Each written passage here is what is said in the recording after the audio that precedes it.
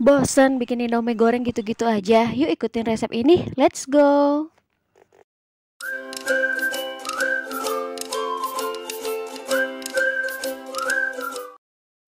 Pertama, kita siapkan bahan yang tentunya adalah Indomie goreng seperti ini.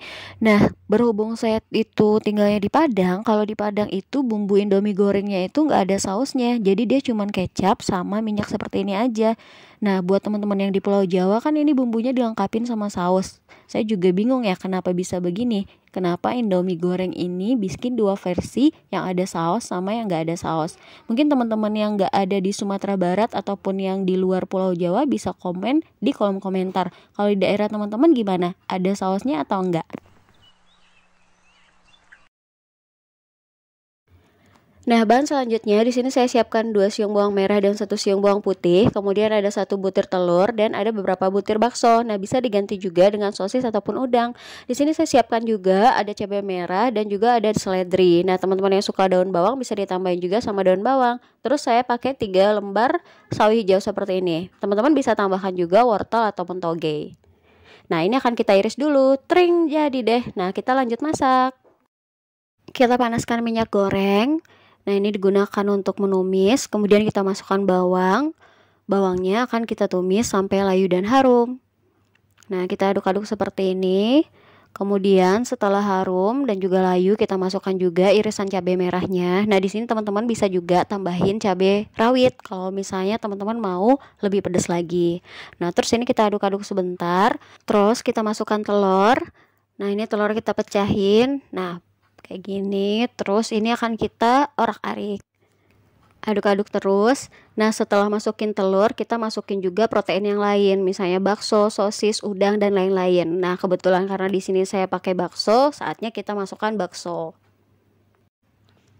Nah, kita masukkan, terus ini kita aduk-aduk lagi sebentar aja. Nanti kemudian baru kita tambahkan air. Nah, airnya nggak usah banyak-banyak dulu, kurang lebih itu 250 ml. Nah, nanti kalaupun airnya kurang, ini bisa kita tambahin lagi. Tapi kalau misalnya airnya udah terlanjur kebanyakan, nanti bumbunya bisa nggak berasa, terus mie-nya juga terlalu lembek. Nah, ini kita biarkan sampai mendidih, kemudian nanti setelah mendidih baru kita masukkan mie instannya. Oh iya, balik lagi ke bumbu mie instan tadi, ya pastinya Indomie itu pihak Indomie udah melakukan riset nih, kenapa sih bumbu mie instan yang ada di Pulau Sumatera sama yang di Pulau Jawa itu beda. Nah, ya saya juga nggak tahu ya apakah semua yang ada di daerah Sumatera begitu, tapi untuk yang di Sumatera Barat memang dia nggak pakai saus. Nah, karena saya udah pernah nyobain dua-duanya, baik yang pakai saus ataupun enggak, ya buat saya dua-duanya enak dan lidah saya cocok. Jadi penasaran, buat selain Pulau Sumatera dan Jawa itu ada sausnya apa enggak sih? Boleh dong teman-teman komen di kolom komentar yang dari Kalimantan, Sulawesi, dan daerah yang lain. Terima kasih. Oke, kita lanjut masaknya. Ini mie instan yang kita tekan-tekan kayak gini, biarkan sedikit lebih lunak, baru nanti kita masukkan daun seledri dan juga sayurannya.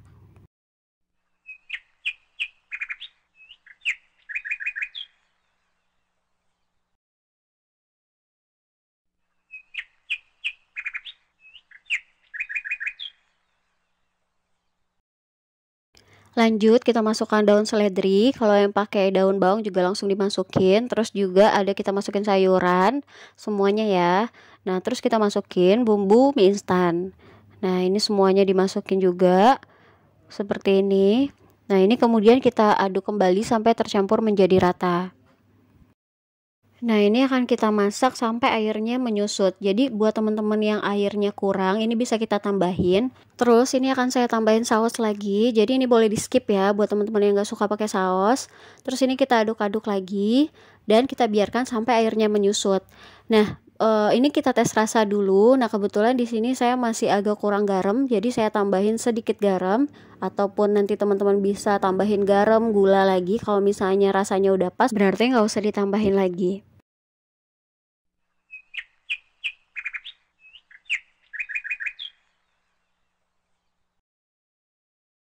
Buat teman-teman yang gak suka terlalu kering atau yang suka ada kuahnya, berarti gak usah menunggu sampai airnya habis atau menyusut. Kayak gini juga udah bisa diangkat dan disantap. Nah, saya akan nunggu sampai agak kering lagi supaya airnya lebih menyusut lagi ya. Nah, kita aduk-aduk lagi biar semuanya tercampur. Nah, ini udah kayaknya udah cukup. Kita matikan kompor, angkat dan sajikan. Jadi deh, gampang banget kan? Nah, ini porsinya lebih banyak dari kalau kita cuman masak mie instan doang karena udah ada tambahan telur, bakso, sayuran dan lain-lain. Nah, ini enak banget, dijamin teman-teman bakalan suka. Selamat mencoba di rumah. Sampai ketemu lagi di video berikutnya. Terima kasih.